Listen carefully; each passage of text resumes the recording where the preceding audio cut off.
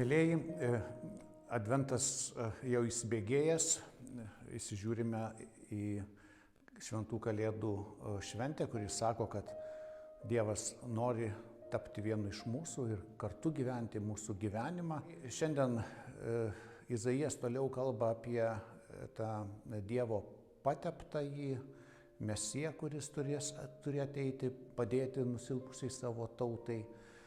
Na, o Kristus kalba pakeltų tonų apie fariziejus ir seniūnus, rašto aiškintojus ir aukštuosius kunigus, mesdamas jiems iššūkį.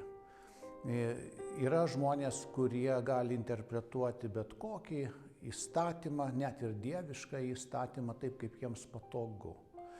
Ir tą darė fariziejai, kurie traktavo taip, kad krovė naštas ant silpnųjų pečių, o patys išsisukinėjo ir norėjo lengvatų ir taip vaidmainiavo, o iš Kristaus šaipėsi, sakydami, kad jisai yra per daug sau leidžiantis žmogus, nesilaikantis įstatymo, jisai yra vyno gerėjas ir ryjikas, einantis baliavoti su muitininkais ir kitais nusidėjėliais.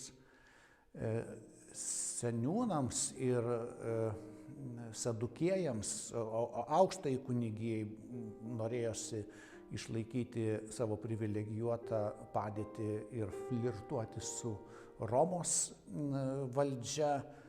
Ir jie taip pat kaltino Jėzų, kad jisai yra kažkoks išsišokėlis. O politinė frakcija, vadinami zeliotai, norėjo, kad Jėzus savo autoritetą panaudotų kovoje prieš Romos kariuomenę, kad išlaisvintų žydų tautą, atstatytų jos valstybingumą ir orumą. Ir Jėzus pasirodo nei pagal vieną iš šitų grupių melodiją arba pagal jų lūkesčius visiškai nesielgia.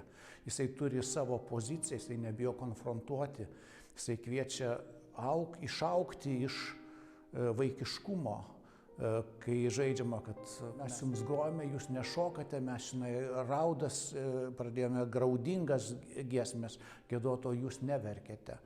Jėzus moko, kad mums reikia iš tiesų nugalėti savo išankstinės nuostatas, mums reikia įsiklausyti ir atpažinti Dievo ženklus ir tada priderinti savo gyvenimą prie suprastos tos tikrovės, turėti tą kryptį, jausti, kad Dievas kaip magnetas mus traukia, kad yra mums kryptis ir kad mums reikia ištvermingai eiti. Tai tegul šitos ateinančios šventės, vilties šventės, primenančios, kad Dievas yra su mumis, Dievas nori gyventi kartu su mumis, dalintis tuo bendru gyvenimu ir duoti viltį, kad šitas laukimas leistų ir mums įsipareigoti savo išankstinės nuostatas, koreguoti ir būti tikrai gyvais, kūrybingais žmonėmis veikiančiais kartu su Dievu.